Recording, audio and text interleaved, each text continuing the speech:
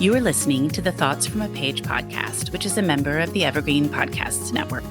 My name is Cindy Burnett, and I love to talk about books with anyone and everyone. While listening to my podcast, you will hear author interviews, behind-the-scenes conversations about various aspects of the publishing world, theme discussions with other book lovers, and more. For more book recommendations and a complete list of all of my interviews, check out my website, thoughtsfromapage.com, and follow me on Facebook and Instagram at Thoughts From A Page.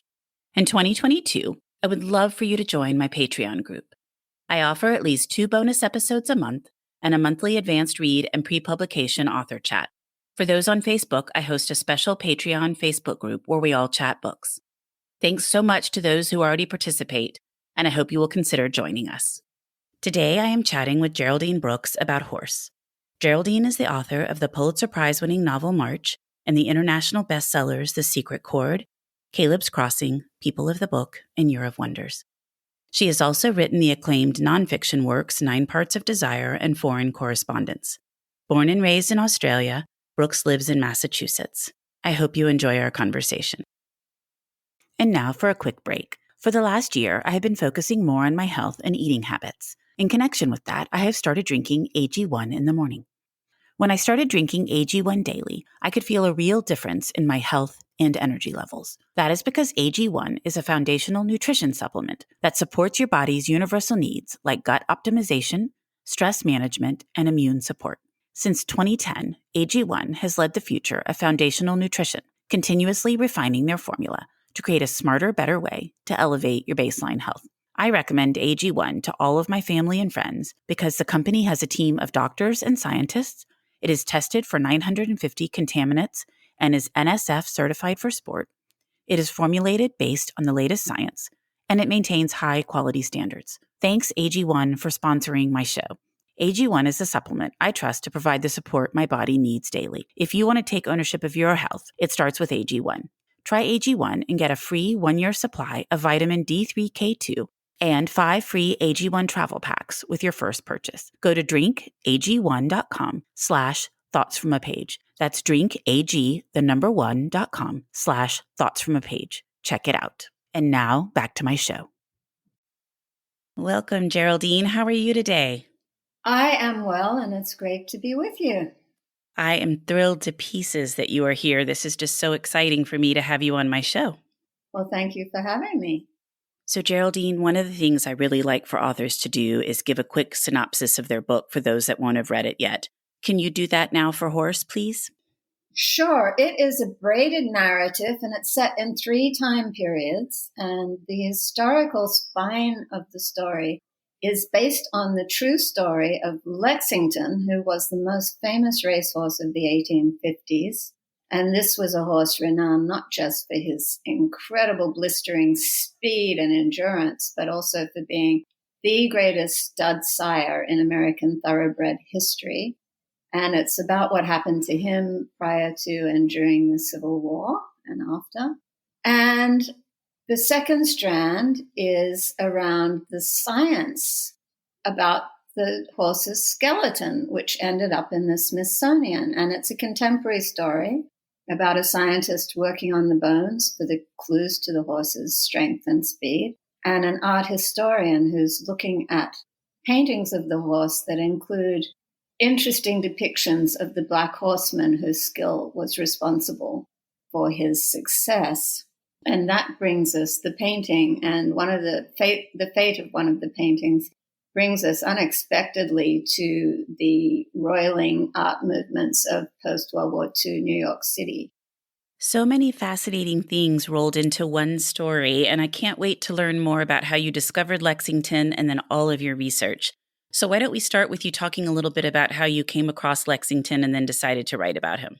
It was entirely by chance. I was invited to a lunch, and one of the other guests was an official from the Smithsonian Institution, and he was telling the story of his remarkable task that he'd just completed, which was delivering the skeleton of this famous 1850s racehorse from Washington to the Museum of the Horse in Lexington, Kentucky.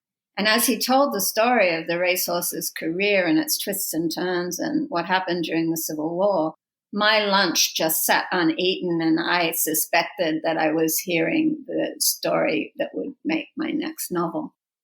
So tell me all about your research, because you have several different components of the story. So I'm sure it took a while to get everything nailed down. And then you probably had to fill in the gaps with some of these things as well. Well, that's why it was a good theme for me, because what I love is to find an incredible story from the historical record and to follow the line of fact as far as I can. But when I hit the end of that line, when the line begins to fray and we can't know for certain, that's where the novelist's imagination has to take over. And so you learn as much as you can about the period and the people of the period, and then you let your imaginative empathy fill in the gaps by saying, well, maybe it was like this. This is how I imagine it. Well, what did you do to learn more about Lexington? What kind of research did you have to do?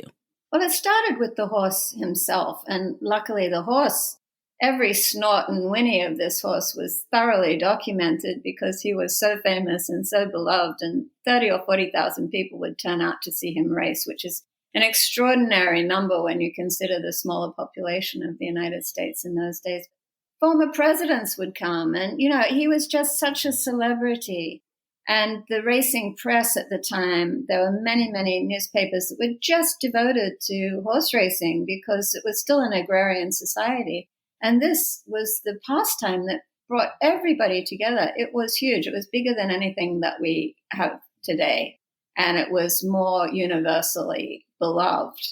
It was like the NFL if everybody in America also played football, because everybody at that time had a horse or, had grown up with horses. And so the races of the great thoroughbreds were followed intently. So I didn't have too much trouble with the line of fact about the horse. But I learned that there were these skilled Black horsemen that were very instrumental to his early success. And their lives, unfortunately, were less well documented. So that required a deep dive into archives and letters and just trying to learn as much about these men as I could. And then filling in the gaps where I didn't know with the work of historians who've done immense research on domestic life of enslaved people. Just trying to get as much of the detail of their lives right as I could. And then there was the wonderful experience of going to the Smithsonian's Museum Support Center, which is just a world of wonders. It's one laboratory after the other, full of the most incredible art and science going on, just masterpieces going by on trolleys one way and heads of triceratops going by the other way. And my little corner of it that I was exploring was about painting conservation and also osteoprep, which is how you get the bones ready for display. So I was looking at how they researched the skeleton of Lexington and the kinds of information that bones can give you. That must have been an incredible experience getting to visit that laboratory. I would love to do that. It was an incredible privilege and just mind-blowing. It is such a great place. They have absolutely everything there. They have, the DNA of every species and just incredible work going on there every day. How long did you spend there? Oh, I was only there for a day, but, it was really great to hang out with the scientists. And then I visited on another occasion an art conservation lab to see how scientists try to establish the history of a painting if they don't know too much about it. So, it was wonderful to be able to get up in other people's business in that way. I love that description of it. Well, I think it's really interesting, 3 timelines and how you go about writing that. Did you write each timeline itself and then try to braid them? Did you write in a chronological manner? How did you do that? Or I guess not really chronological, but in the order that they appear in the book?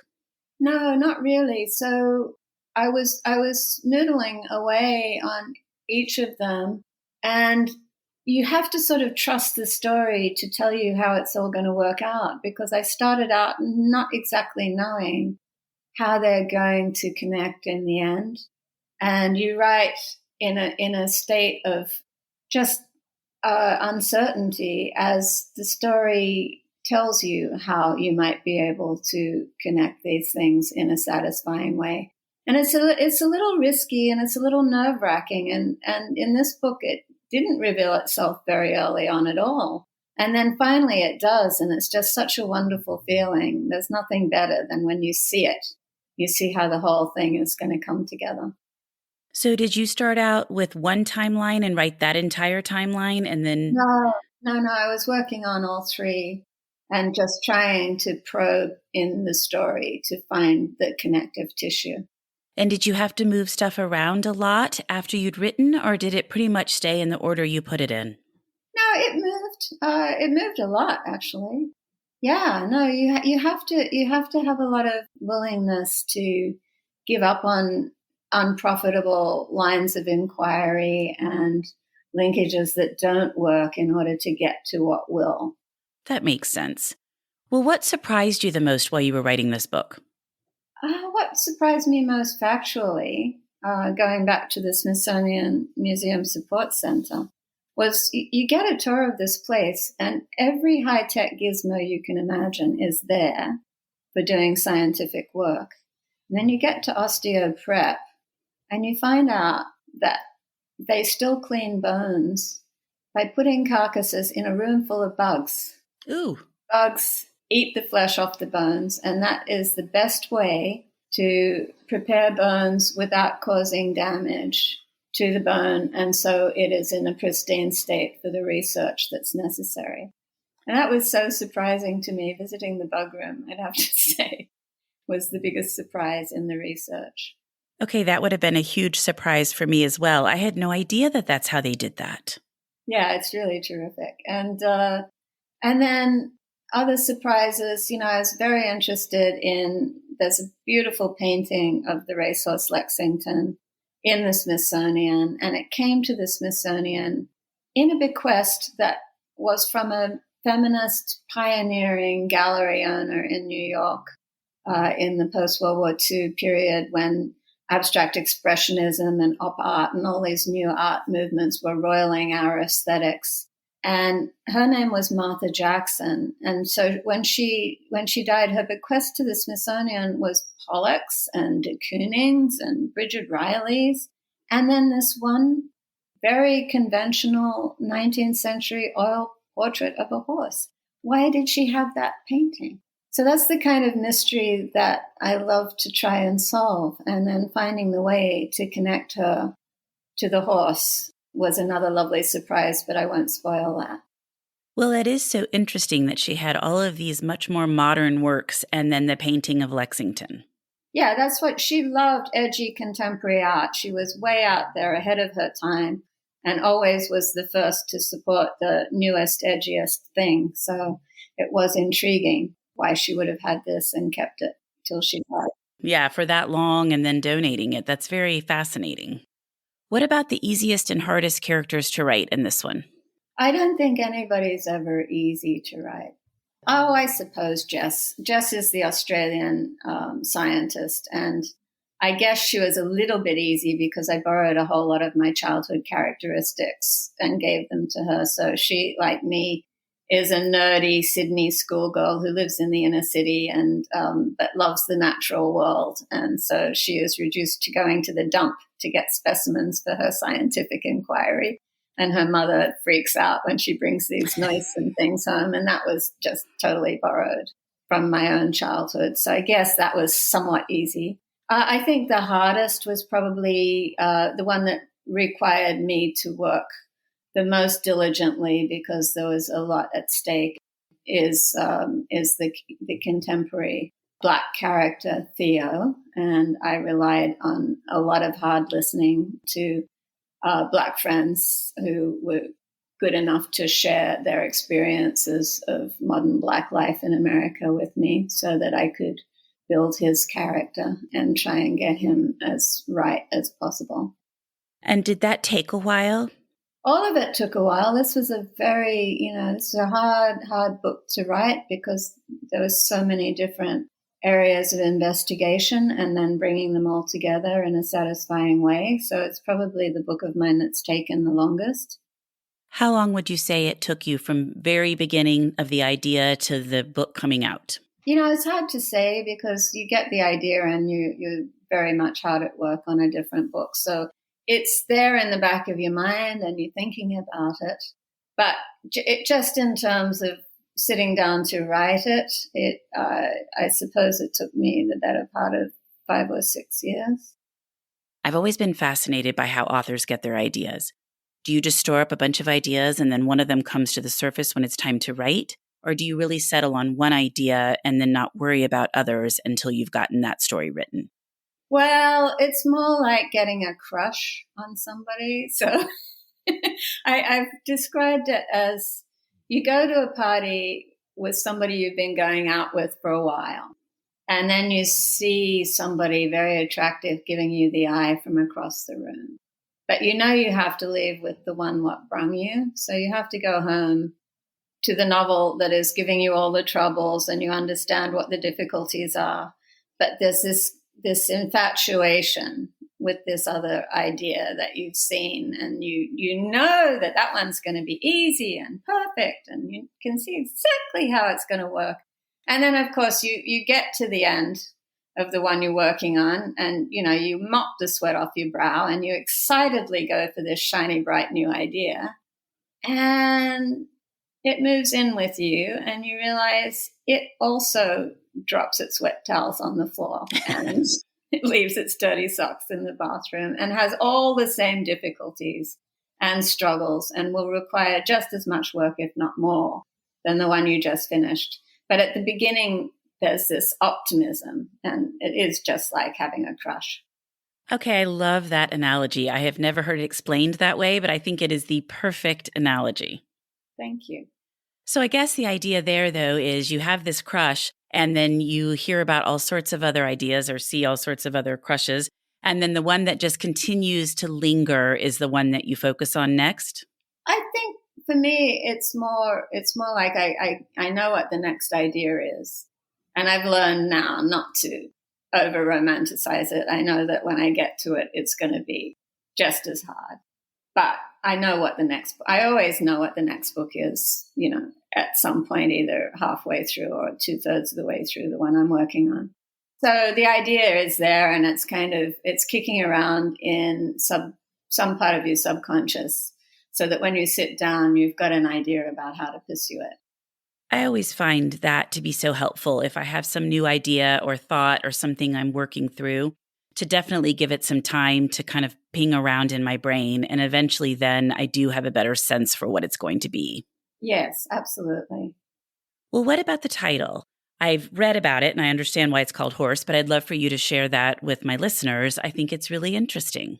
So when Lexington died, he was so famous and so beloved, he was given a proper burial, and they built a special casket for him, which is why when somebody decided that his bones should be exhumed for the quite new Smithsonian institution, the skeleton was in good condition and they could do that. So the horse goes to the Smithsonian, is articulated and put on exhibit as an example of this beloved, famous, particular racehorse, Lexington. And that's how he sits in Washington for decades. And then as time goes on, the fame of Lexington wanes, and the mission of the Smithsonian changes, and it becomes much more interested, instead of being a cabinet of curiosities, to being a scientific research and educational institution. And so they're not interested in Lexington as a famous specific racehorse. They're interested in him as an example of Equus cabalus, horse. So his skeleton is relegated to the Hall of Bones as an example of horse, next to an example of rabbit, next to an example of elk. And then finally, the final indignity, he's stuffed up in the attic of the Natural History Museum to gather dust for several decades, until the new International Museum of the Horse in Kentucky realizes that the Smithsonian has the racehorse that was the foundation of the thoroughbred industry in Kentucky, and the reason Kentucky is what it is in horse racing. And they apply to have skeleton on permanent loan. And now Lexington is back in pride of place as the center of an exhibition about his specific career and about the history of the thoroughbred industry in Kentucky. And his connection to Preakness, and I didn't even realize that the Preakness was named after a horse named Preakness. So all of that was completely intriguing to me. Yes, well, Lexington sired more champions than any other thoroughbred.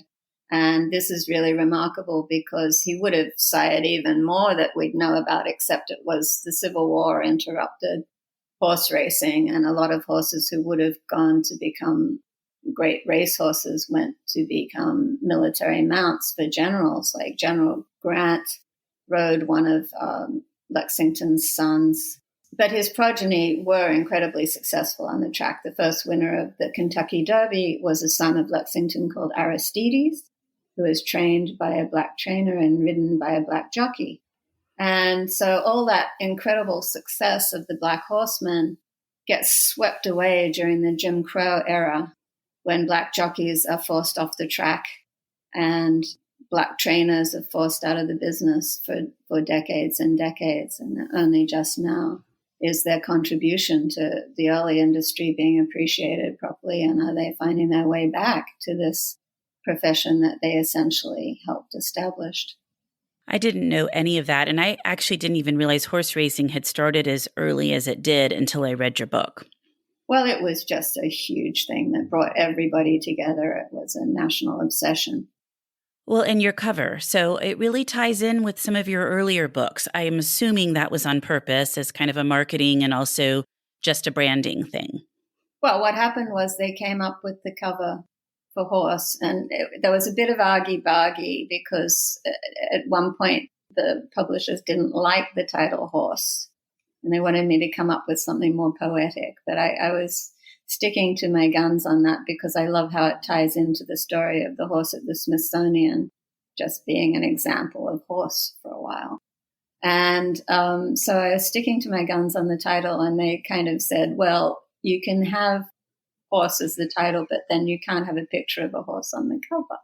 And I thought that was a little nuts because horses are so beautiful. But they did come up with this lovely painting. And then once they had that, they decided that they would get the same artist to redesign the jackets for all of my former novels so that there'd be a uniform look. And I think they are really beautiful. They are. And automatically when you see it, you're going to associate it with you, which I think is wonderful. Yeah, I think they did a really lovely job in, some of the new images for the older novels are really wonderful. Absolutely. Well, before we wrap up, I would love to hear what you have read that you recommend. So I'm still absolutely reeling from the experience of reading Overstory by Richard Powers, which is such a powerful novel about our place in nature, and it just made me see trees in an entirely new way. And then I am enthralled by a book called Worn by Sofi Thanhauser, which is a nonfiction book about the cost of what we put on our back. And she looks at the history of what we wear through different textiles like cotton and silk, and she travels all over the world. She goes to the Uyghur areas in China and looks at how cotton is produced by slave labor, but she goes south to the big cotton plantations in the south of the United States and looks at the environmental costs of cotton production. And she's just such a great storyteller and such an adventurer, so it is a fascinating book. That does sound fascinating. And I do think there is beginning to be a much bigger focus on clothing and how much of it has become almost disposable when you buy all these cheap things and you don't feel like you need to wear them many times at all and you get rid of them. And that instead people should really be trying to focus on not having it be so disposable. Well, she starts the book in the most wonderful way, which is all the wonderful clothes she found at the dump, where people have a swap shack where you can bring things. And she talks about finding Marimekko designer dresses and Loden coats and Barber jackets and all these things that were built to last, and that you can get fashion, for free. You don't have to, that it's not actually necessary to buy this disposable fast fashion, that you can have a more interesting fashion life looking at things that are upcycled. Well, that sounds fascinating. I'm going to have to track that one down. Well, Geraldine, thank you so much for joining me today on the Thoughts from a Page podcast. I thoroughly enjoyed our conversation. Well, thank you for having me. This has been great. Hi, I'm Emma. And I'm Joe. And we're the Professional Book Nerds. 2 Mondays a month, we interview authors and talk about their upcoming books, what drives them, and their go-to order at the cafe. On Thursdays, we share recommendations and dive into topics readers face, like how do I actually read the books on my to-be-read list? You can find the Professional Book Nerds podcast on Apple Podcasts, Spotify, or wherever you get your podcasts. Want to learn more about us? Our website is professionalbooknerds.com, and you can find us on Instagram, Twitter, and TikTok at ProBookNerds. We hope you'll come and listen, and as always, happy reading!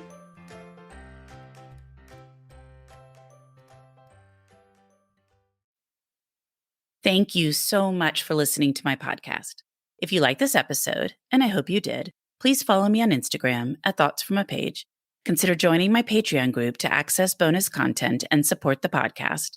Tell all of your friends about the show and rate it or subscribe to it wherever you listen to your podcasts. I would really appreciate it. The book discussed in this episode can be purchased at my bookshop storefront, and the link is in the show notes. I hope you'll tune in next time.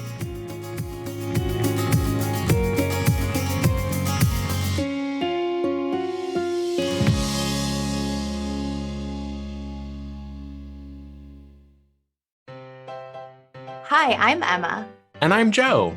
And we're the Professional Book Nerds. 2 Mondays a month, we interview authors and talk about their upcoming books, what drives them, and their go-to order at the cafe. On Thursdays, we share recommendations and dive into topics readers face, like how do I actually read the books on my to-be-read list? You can find the Professional Book Nerds podcast on Apple Podcasts, Spotify, or wherever you get your podcasts. Want to learn more about us? Our website is professionalbooknerds.com, and you can find us on Instagram, Twitter, and TikTok at ProBookNerds.